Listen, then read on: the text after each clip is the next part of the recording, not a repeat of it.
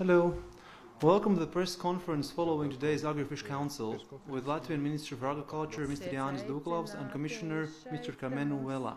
Now let me pass the floor to the President of the Council, Mr. Jānis Dūklavs.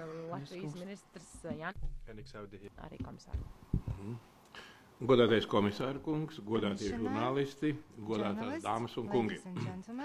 Esam noslēguši mūsu prezidentūras 3. lauksaimniecības un zivsaimniecības padomu. Šodien pievērsāmies plašam tēmu lokam, gan jautājumiem, kas attiecas uz zivsaimniecības. Mikrofonu. Labi, paldies, es atvainojos.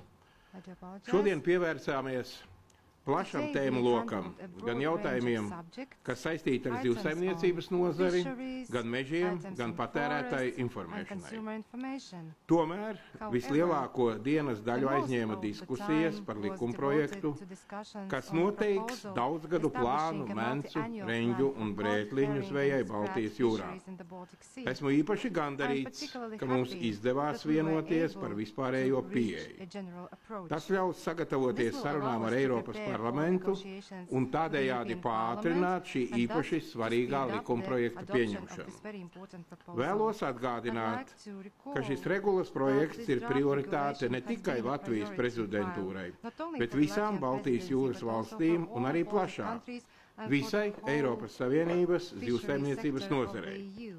Mūsu zvejnieki uz tiem paļaujas. Daudzgadu plāni ir vērsti uz ilgspējīgu un efektīvu jūras resursu izmantošanu, un uz tiem balstās reformētā Eiropas zivsaimniecības politika. Baltijas plāns ir pirmais kopš reformas. Tāpēc vēlreiz vēlos uzsvērt, ka esmu ļoti gandarīts par to, ka mūsu pieliktās pūles šī pie likumprojekta ir guvušas labus panākumus. Attiecībā uz mežiem mēs pieņēmām padomes secinājumus par apvieno nāciju organizācijas mežu fóruma nākamo sanāksmi. Tādējādi mēs esam gatavi sniegt Eiropas Savienības nostāju šī fóruma 11. sesijā, kas notiks maija sākumā Ņujorkā un kurā tiks pieņemts ministru paziņojums un rezolūcija. Mēs arī pievērsāmies jautājumam par izcelsmes valsts norādnēm noteiktiem pārtikas produktiem. Šis jautājums ir ļoti būtisks ikvienam no mums kā patērētājiem. Komisijai decembrī bija jāsniedz 2 ziņojumi par šo tēmu. Mēs noskaidrojām, ka šie ziņojumi varētu tikt pieņemti pēc neilga laika un tiem vajadzētu būt pieejamiem šā gada maija sākumā. Pēc tam vajadzētu sekot ziņojumam par transtautskābēm. Mēs uzklausījām komisijas un Eiropas Investīciju bankas viceprezidenta Molterera kunga sniegto informāciju par noslēgto vienošanos, kas apstiprinātu sadarbību lauksaimniecības un lauka attīstības jomā šim plānošanas periodam.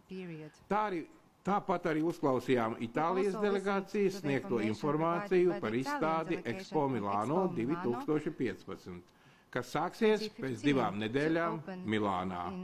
Paldies! Tagad es labprāt dodu vārdu manam kolēģim komisāram. Lūdzu.